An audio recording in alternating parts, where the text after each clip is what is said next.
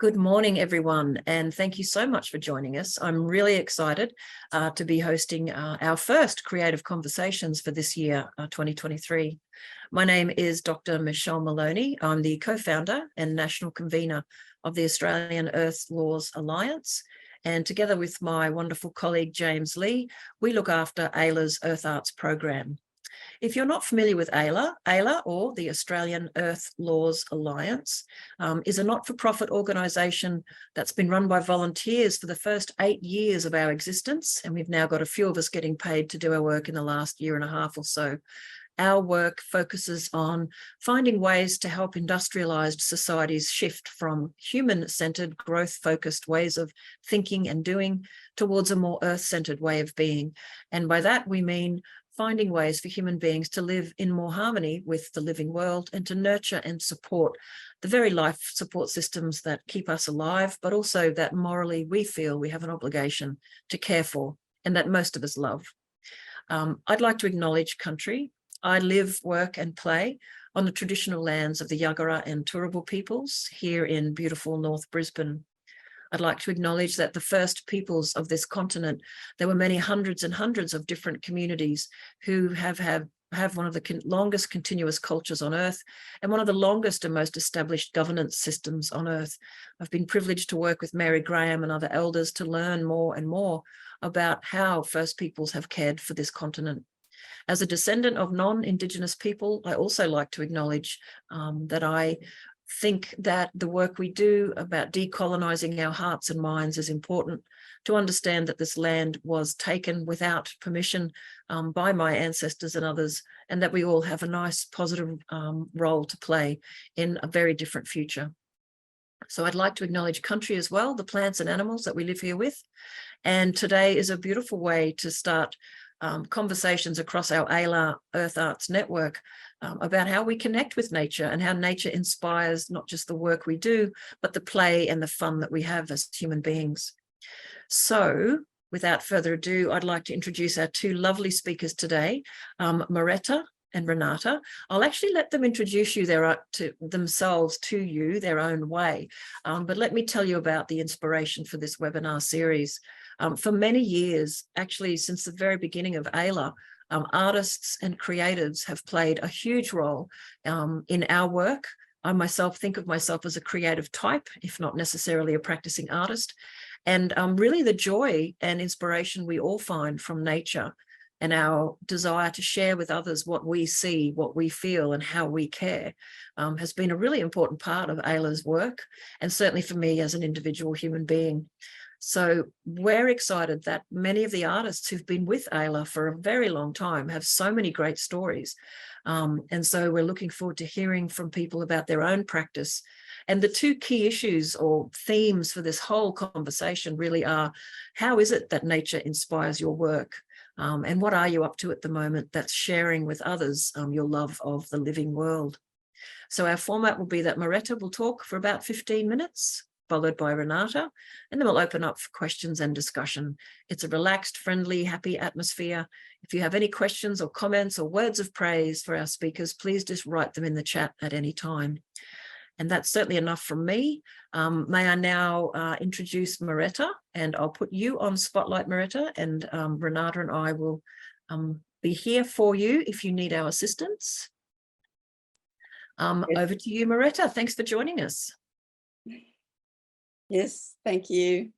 I think I'll share my screen immediately. Yep, that's fine. Love to see your work. And don't forget to press the little share sound button if you need it. A lot of folks forget that one. It's important.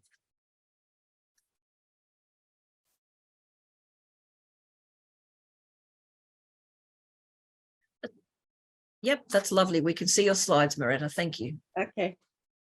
Well, first I would like to acknowledge the traditional custodians on the land on which I speak, the Quandamuga country, and to pay my respects to elders past and present.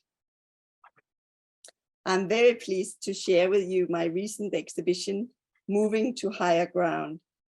It explored through sound, stop motion animation, and sculpture, various species search for higher ground due to rising sea levels and disappearing habitats. This image is of 3 of my orange mangrove-inspired sculptures, and the exhibition was an attempt to make an audience aware not only that these plants are alive, but also that they wish to communicate. Mangroves provide an essential function in providing health to the planet.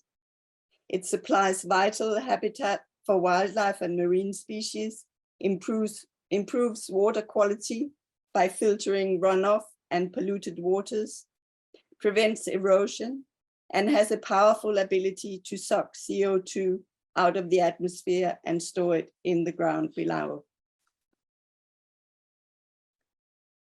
My sculptures are inspired by the orange mangrove, also called the noble knee-rooted mangrove, of which a particularly good specimen is found at Tin Can Bay, north of Brisbane.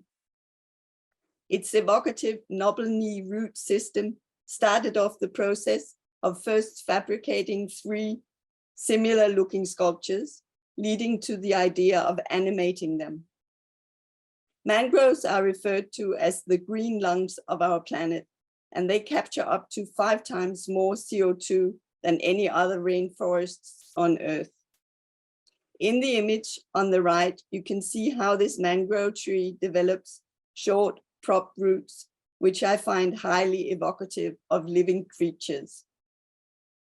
The species grow best in river estuaries where sediments allow the tree to spread its root, and an adult specimen extends in a radius of approximately 10 meters around the trunk and can reach a height of up to 60 centimeters.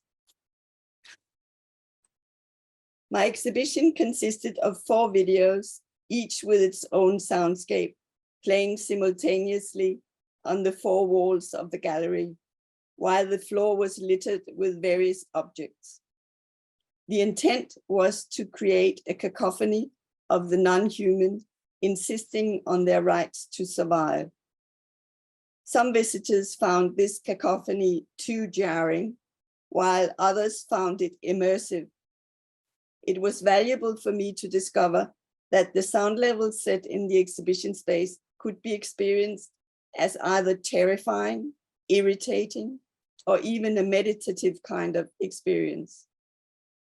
The intent here was to create a cacophony of the more than human voices insisting on their rights, loud enough to be acknowledged, but not so terrifying as to chase the visitor away. My studio methodology is based on 3 components: materiality, experimentation, and construction. I experiment with collected organic materials combined with human debris, creating sculptures that have the potential to articulate my concern for our ever-increasing waste-driven economy and its effect on the environment. The animated filmmaking technique of stop motion provides me with an ideal tool for making my creature sculptures appear to be alive. Furthermore, stop motion animation allows me to opt for an aesthetic usually associated with children, including humor and lightheartedness. It is my wish to bring about a new lighthearted visual language to speak of our global environmental catastrophe by offering glimpses of hope, and I'm inviting an audience to make kin with the animacy of the more than human world through listening.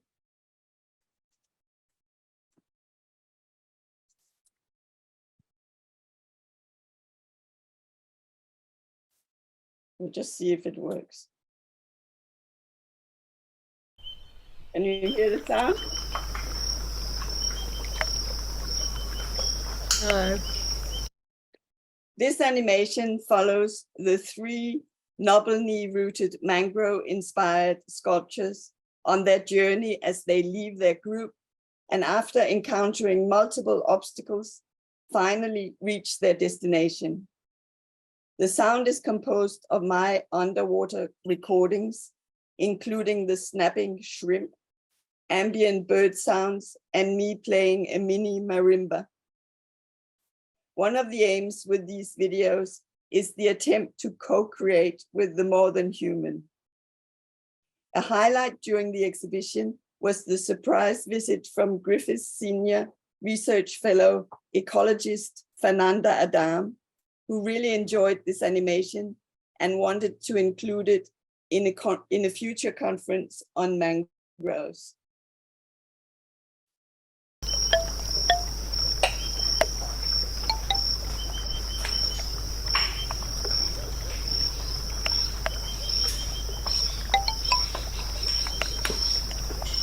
Still no sound.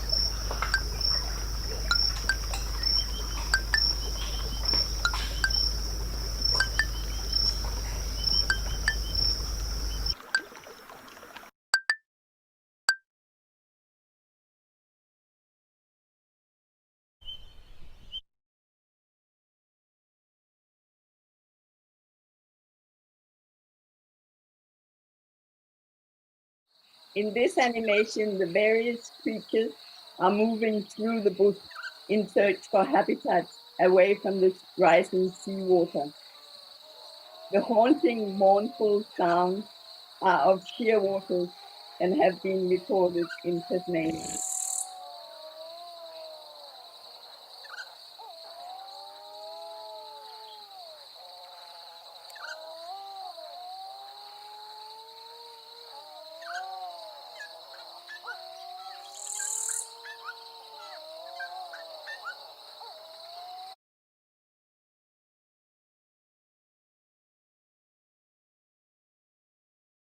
This video offers various immersive impressions of the mangrove habitat.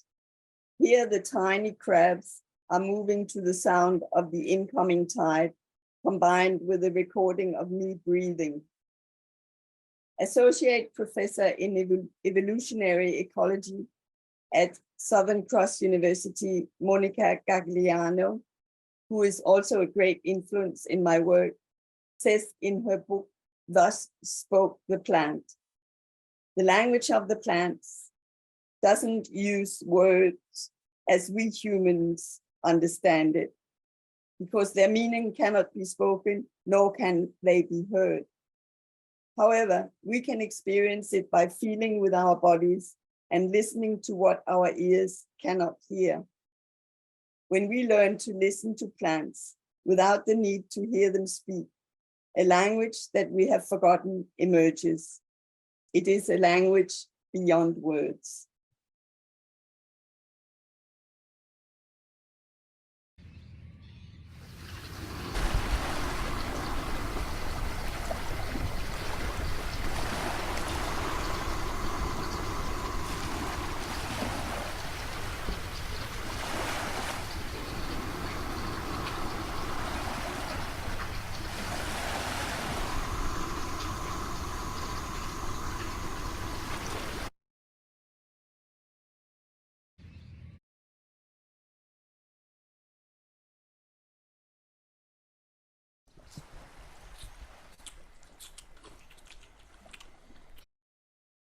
This animation is of 3 creatures making their way to higher ground from the rising seawater behind them. Here the sniffing and grunting sounds are made by me.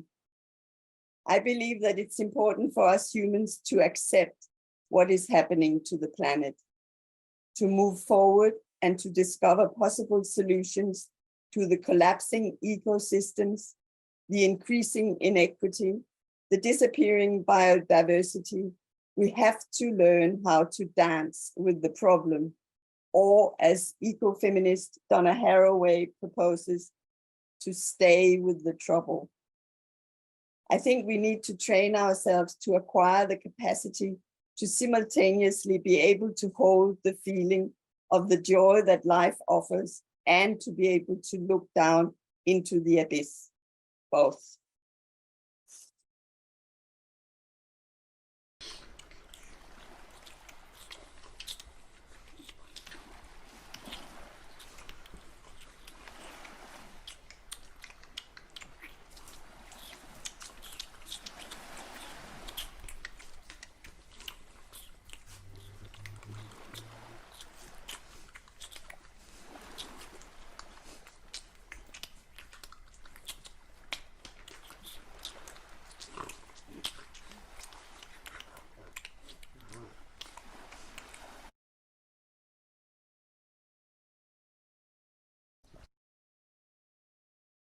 I argue that it's only when we realize that the more than human is alive that we can begin to take the necessary steps towards respecting the earth on which our lives depend.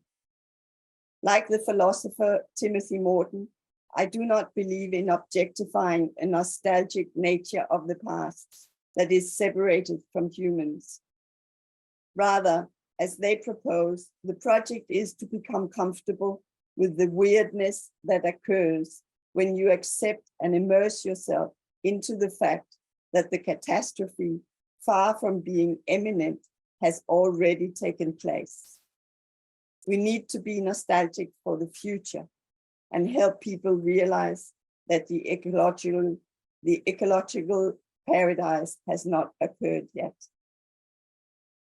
To conclude, I would like to thank Michelle and AELA for creating this forum and for all the work that this incredible organization does.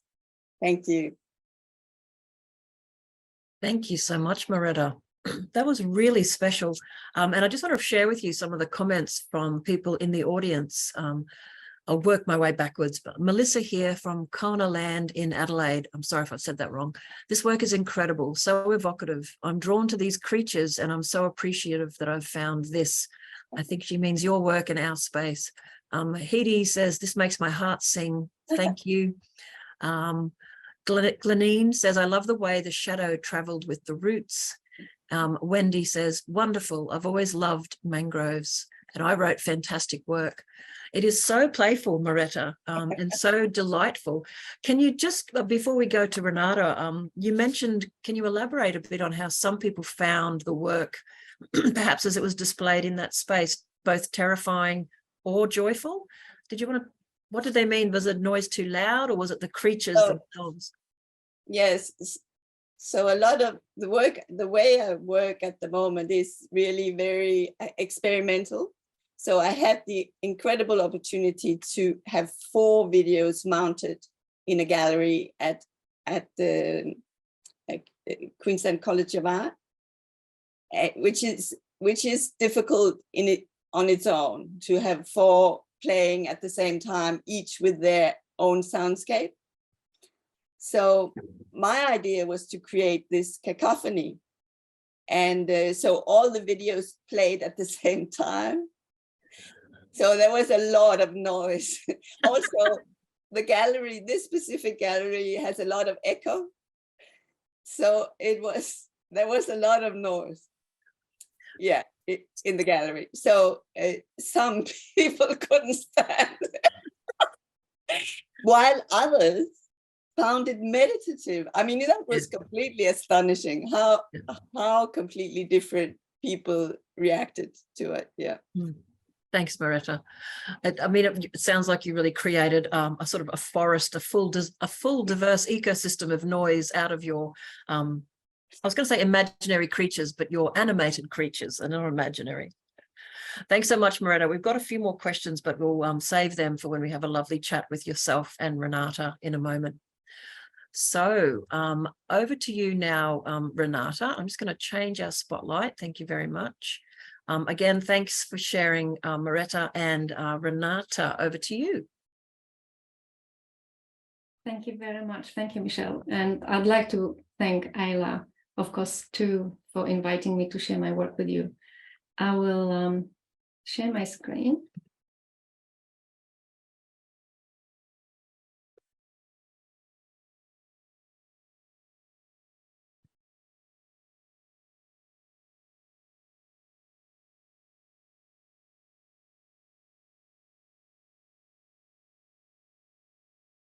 So first of all, I'd like to also acknowledge the traditional custodians of the land that I am joining you from Minchin, Brisbane, Yagra and Turrbal country, and pay respect to the elders past, present, and those emerging.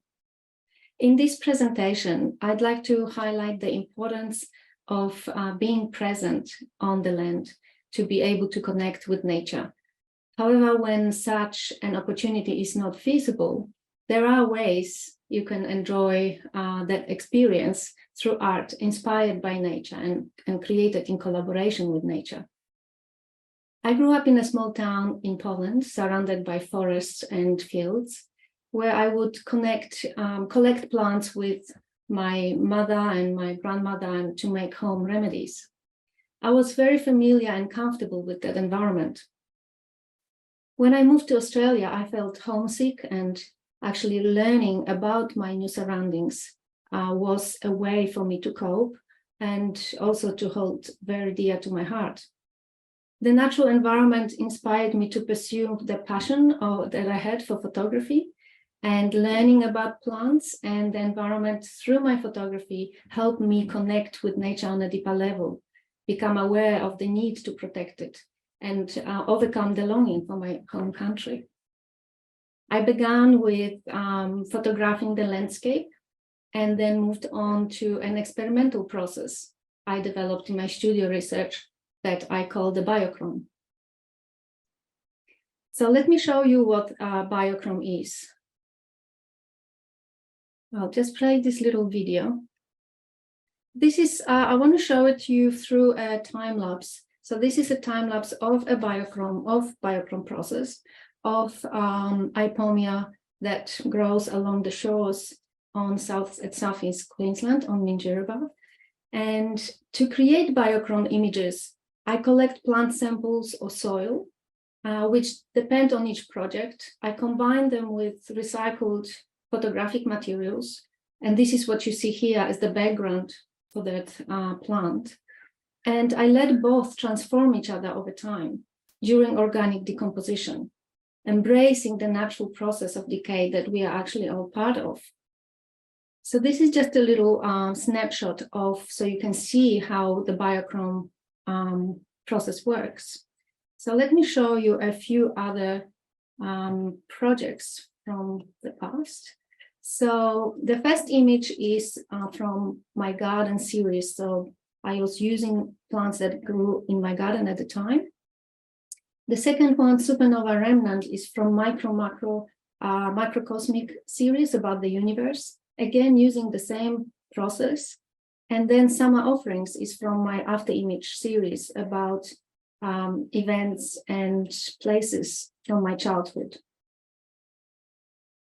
This image of Melaleuca and Torimbia is from medicinal plants. This was part of my PhD project on Minjerribah, North Stradbroke Island, in consultations with the Kondamuka community.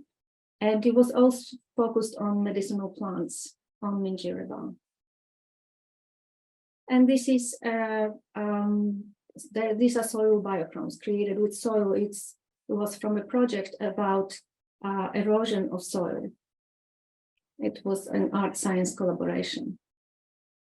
So the basis of the biochrome process and the way I work with nature and in my studio and out in the bush, for example, that doesn't change, but through different projects and materials and variations of the method, the biochromes, little ecosystems in themselves, provide diverse outcomes.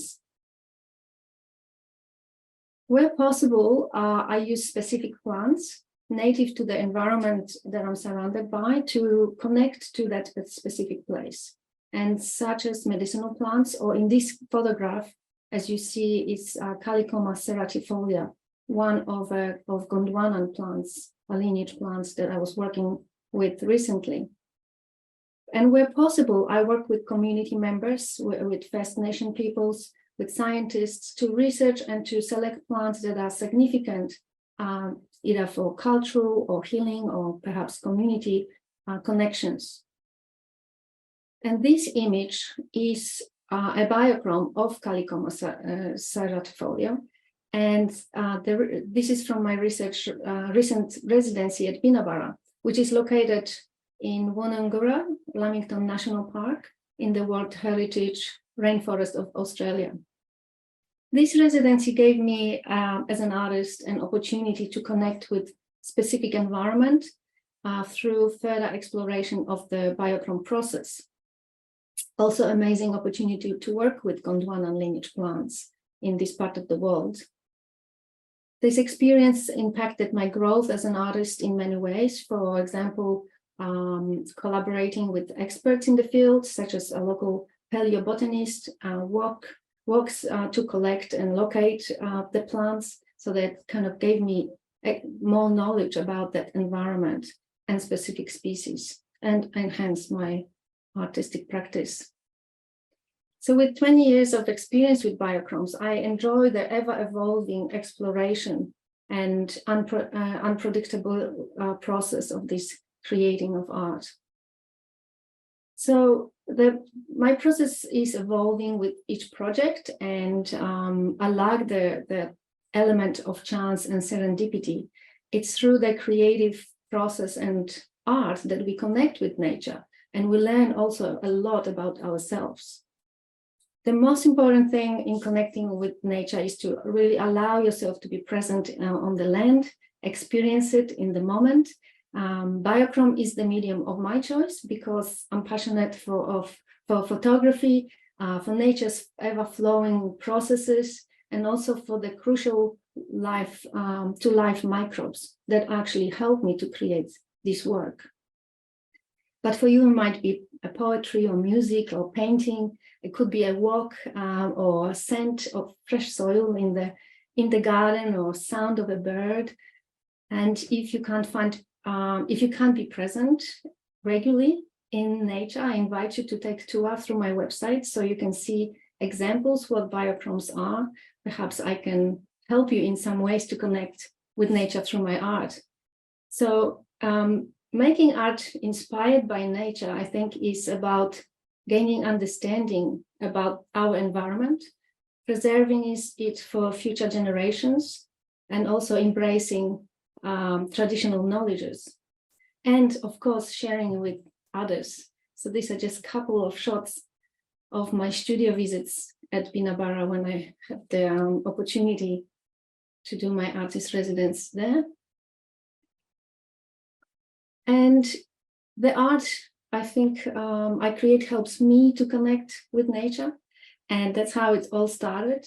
And I hope it also helps others. So my studio practice sparked numerous inspirational conversations about nature, environment, through Open Studio, artist talks or workshops. And that includes children and teenagers and adults from various walks of life. And I'm very privileged to be able to have these conversations there, and also inspire them to have a really closer look at nature, at specific plants, perhaps recognize a plant or two after they visit my exhibition. And I think this personal, more personal connection really motivates deeper care for the environment, for everyone around us too. So during my residency, I was also leading Art Nature Science program at Binabara, and in its foundation year, to engage the local and wider community to bring the spirit of Binabara back after the 2019 devastating bushfires, and to help people to reconnect with nature. So with a group of dedicated volunteers, we provided 30 events, including workshops, presentations, meditation sessions. We published this book where you can find it online or at Binabara and a couple of other places. And it actually is all about the program. We have essays there on art and science, on Gondwana, on Vida Lay. Vida was a prominent Queensland artist, an art advocate. So the actual residency is in her legacy. And we also published a Gondwana Biochromes catalog of my exhibition, and it's also available online as a print or ebook. Fantastic. So hopefully you can check them out. And we also published a podcast with 13 episodes to date. And please tune in at your leisure to listen to some inspirational stories there. And in my practice, I like to explore various ways of making art accessible to people. So for example, in this case, printed online, or they can be printed on various materials. However, the materials and images are specific to each project or client, and the decisions are usually collaborative. So it could be textiles, wearables, or for example, here instead of the white kind of frosting on the glass walls, I created these privacy screens, images of actually plants from Megarrity. So they were printed on clear film and then applied to glass panels. So to create this more creative environment. So because I also believe that through connection with nature, either through, for example, being in a building like this or in the environment, that creates culture with a strong sense of belonging, and it motivates deep care. It fosters well-being, creativity, engagement. So, and here, if for a private client, I was able to work with these people to create this blind. It's actually a roller blind on the large kitchen window that was very hot and sunny and impossible almost to work with. But they wanted something to bring nature inside, even if the window blind is closed. So they have this interactive artwork that can have half of it or full during the day or night.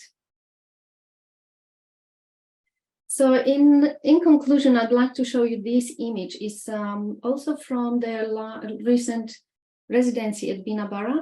It is of several plants of Gondwana lineage plants. So I feel very privileged to be able to work with plants that have that lineage to millions of years ago. And it's called the Gondwana rainforest canopy, because as I walk through the forest and focus on different things at different times, I love looking up into the canopies, how the trees connect and how they give each other space, and how you can see often very, very bright light through the canopies or blue sky. So it's always exciting for me to look up, and I encourage you to do that. But also I encourage you to, after the webinar, to perhaps go outside and make a note of a plant that you never noticed before. That, I look at its structure, its bark, or perhaps it is in flower. Perhaps the scent of it could, enhance your experience. And next time, maybe you'll find out what the plant actually is. So, well, I'd like to thank you very much for this opportunity to share my work with you. And I'm looking forward to your questions. Thank you so much, Merete. And I do apologize for interjecting with a fantastic. I actually thought you were finishing because you were promoting your book, but it was fantastic. Thank you. Thank you so much. Okay, so, Renata, before we turn to questions for both you and Merete, can I ask, has your love for plants always been the dominant force in your art, or has there been a time in the past when it was other subjects? Actually, it was always plants. And I think it goes back to the fact that I was always collecting plants as far as I remember, as a child, to make remedies or to foraging various berries or mushroom in the forest. So I think that I've always focused on plants, but also in recent years on soil, because I know how the importance of soil and microbes and living soil is just essential to life. So I like to do more work on that. Thank you very much, Renata. If you would like to stop sharing, then yourself, Merete, and I will be able to have a bit of a chat. Thank you. So also very lovely comments on your work. Renata, Mary has said just fabulous, and Glenine has said this is wonderful work, very inspiring, thank you. And the fabulous Nikki Thompson has said, we have 3 of Renata's biochromes hanging here from her exhibition in Roma. I love them. The stunning beauty of decomposition really captivates. And yeah, I got a couple of questions for both of you. And in fact, first, Merete, I'd love to know, you're looking at plants and mangroves at the moment, but I know in previous years you've made creatures. Have you always been inspired by plants, or are you more interested across the board with all of the living world? Merete, you're on mute. Can you hear me? Yeah, if you unmute, you can answer my question. Merete is a bit new to Zoom. Sorry, I don't mean to sound condescending in any way. Well, as a presenter, I'm new. So have you always been drawn to plants and trees, or do you feel that, I do recall other sculptures have been more like little creatures, but what's your thoughts on your inspiration? Yes, it's, I actually only started doing art myself 13 years ago. And yes, art making has offered me a way to deepen my connection to my adopted land. I'm born in Denmark, and to voice my concern for its unique and fragile environment. So yes, it has been an incredible way of connecting. That's wonderful. And you've actually spoken to, my next question for both of you was, what brought you into the, being, I always tap dance around, are you an artist or being a creative, but what brought you into this space? So you say 13 years ago. So what brought you in, Merete? And then I'll ask you the same question, Renata. Yes, so as a young student, I was at the University of Geneva, and I completely stumbled upon a course in contemporary art history, and I was hooked. And I then did a master's in that subject and got a job at a contemporary art museum in Denmark, where I was born. And it's only later, when I ended up in Brisbane, that I discovered the joy of making art myself. It's very different to being an art historian, to do things. And I attended a course with a wonderful teacher at the Brisbane Institute of Art.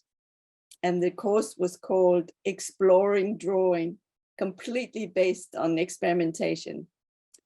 And yes, I had a fantastic time with her. And then shortly afterwards, I won, to my enormous surprise, a major art prize.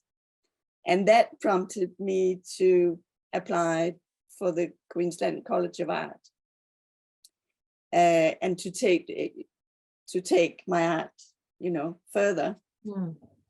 And so I majored in sculpture and completed honors, and I'm now a doctoral student there. So Merete, I'm a bit surprised. I guess I must have met you I think I met you only a few years into your exploration of your arts. That's right. That's right. Because I think you and I have met in the early days. It took off very, very quickly. Yeah, that's wonderful. It was like my whole life had just been waiting to do stuff. Yeah, that's fantastic, because I think I collaborate with Mary and Drew, and in those days she was working at Griffith QCA, and that's how I think I met you. So that's wonderful. Thank you for sharing, Merete. And Renata, you say that, as a little girl you would wander the forests, but what brought you into the art space, or what were you doing before that? Or perhaps it was always art? My family is quite creative. Everybody's, artistic in different ways. And so I've been always grew up in that kind of environment. And the first, photography, my interest in photography since about 10 years old, because my sister was in an art school by then, and she set up a darkroom at home. So I was playing in the darkroom, exploring what does it mean and how does it work. So, and also the first time I engaged professionally with art is during my undergraduate studies. So then I started exhibiting, and also joined organizations, and also met you, Michelle, as well. Yeah. Marian, and that involved trips to Stradbroke Island as I was doing my doctorate there, and that's how I met Merete too. So we have quite a linkage there.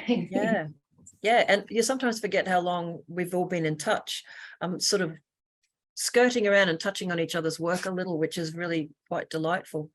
Yeah, and may I ask, I hadn't actually thought, when I invited you both to speak today, it's because I knew that you knew each other, and we've all known each other for many years, and I knew it would be a rich conversation. But do you feel, as folks who have come to Australia rather than being born in Australia, that your perspective on the living world here has given you a different insight to perhaps someone who, like myself, is born and raised here? Or do you just feel you fell in love with plants and animals and things?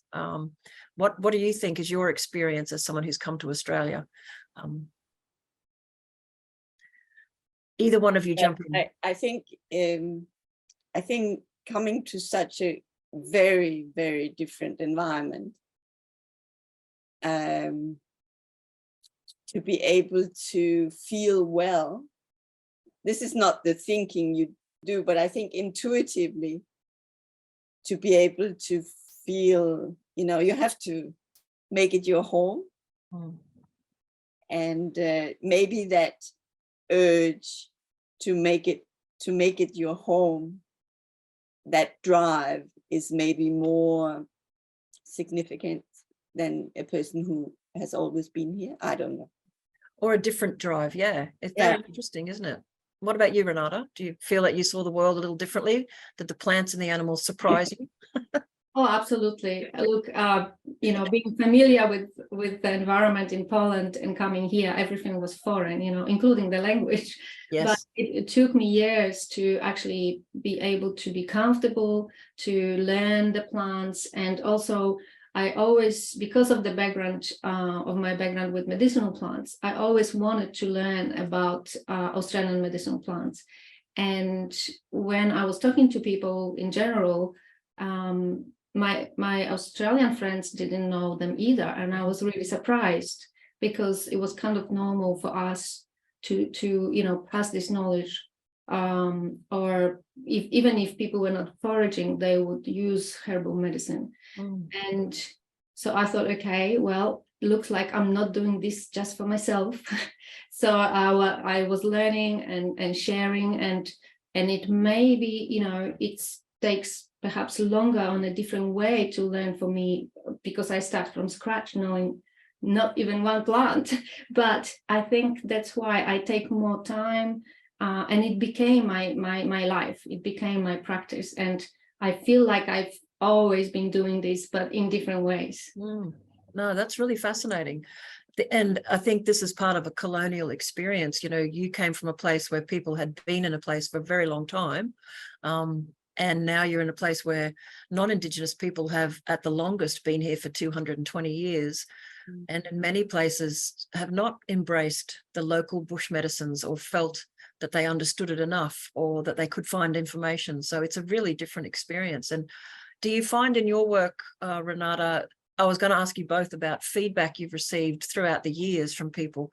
Perhaps we'll start with you, Renata. Can you tell us a bit about what have people said to you over the years? Have they said, oh, I didn't know this such and such plant existed? Or, what's the sort of feedback you find from your work that helps other people connect with nature? If you can share some of the specifics with us. Yes, absolutely. Look, I actually, after every exhibition that is, so much effort, physically and in so many other ways. When this work is installed, I'm thinking, I think it will take me a long time before I do a next exhibition, but then people come and it touches them, you know, and yes, they learn about the plants they've never heard before. They learn about the process or the microbes or any aspect of, you know, the way I work, and also I work with scientists or First Nations people, which especially in the case of medicinal plants, this was, for me, I wouldn't do this project if the Kondamuka people were not happy with me doing that. So it was very essential for me to actually approach them first and ask them about me doing the project, and if for permission, basically, and have meetings with the elders and organizations on Minjireba. So that process itself was a huge learning curve for me, because in my country, obviously, I was learning from my family, and here it's a different approach. You know, learning protocols depending where I am, they're different, and also having that connection with First Nation people. I think it's with the custodians. It's so important, and they are so generous in sharing, you know, and even with some of them, I had comments about it encouraged them to learn more and find out more, because obviously in some cases this knowledge wasn't allowed to be passed on and so on. So absolutely, I always have very, very emotional encounters with people when I work and show them my work. Yes. Keeps me going for sure. Yeah, no, and we all need feedback, don't we? We all need to sort of feel that people are hearing what we're saying or seeing what we're seeing.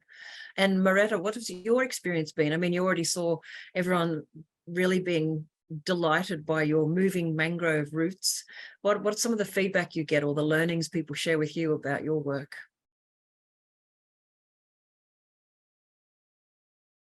I don't really know what to say. I was Can't quite hear you, Merete. Can you speak up? Yeah. I don't really know what to say. Yes, people, there's always a positive atmosphere.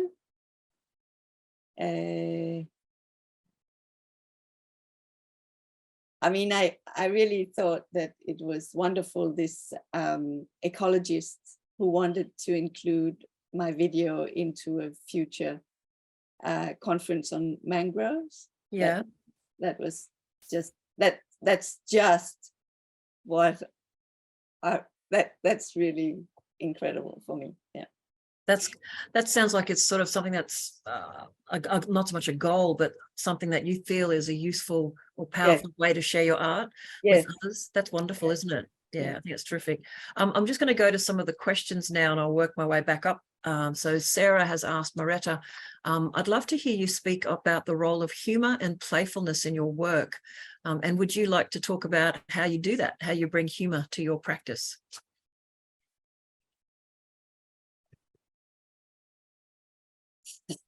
I don't really, I can't, it's not necessarily intended, but it comes in the process. It just comes. Yeah, it just, by doing things and putting things together, when you try to make something that is so-called inanimate, trying to make it look animate, there is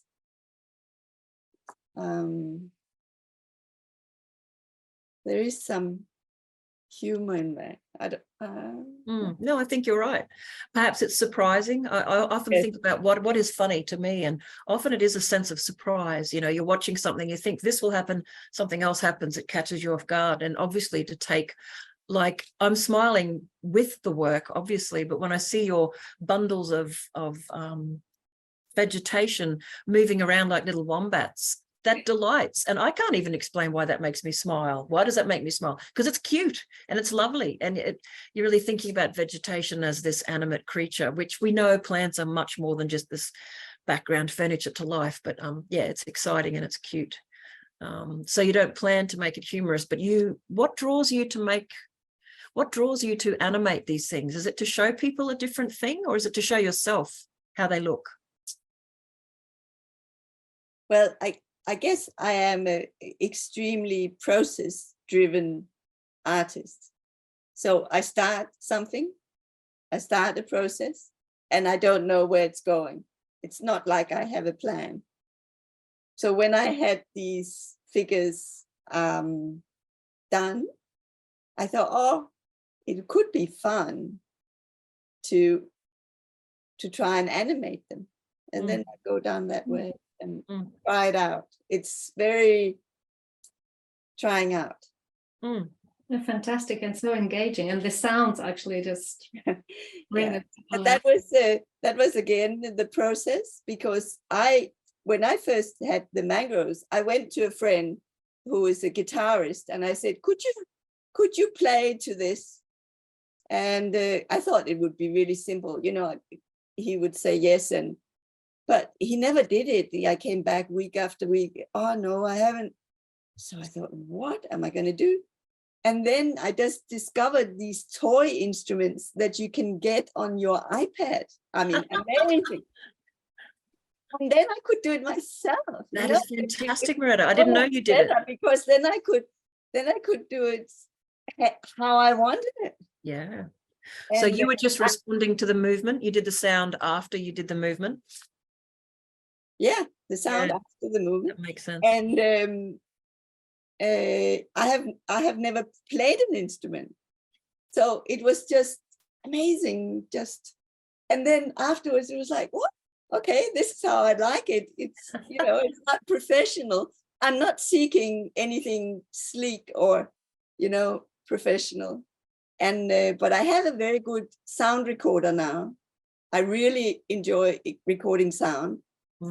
And also I have hydrophones, you know, to get the sound under the water, and you know, so all that I'm fascinated by sound. Yeah. Fantastic. Thank you, Merete. Renata, a question for you.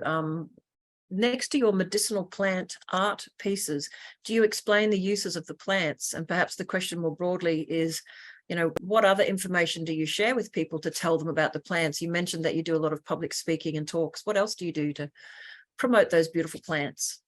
For example, my PhD was the most involved project to date. And so my paper also includes a table of all the plants that I was working with, so medicinal plants, and includes sources where I actually found information about them, includes the names in also Jandai language from Jandai dictionary from Minjirba.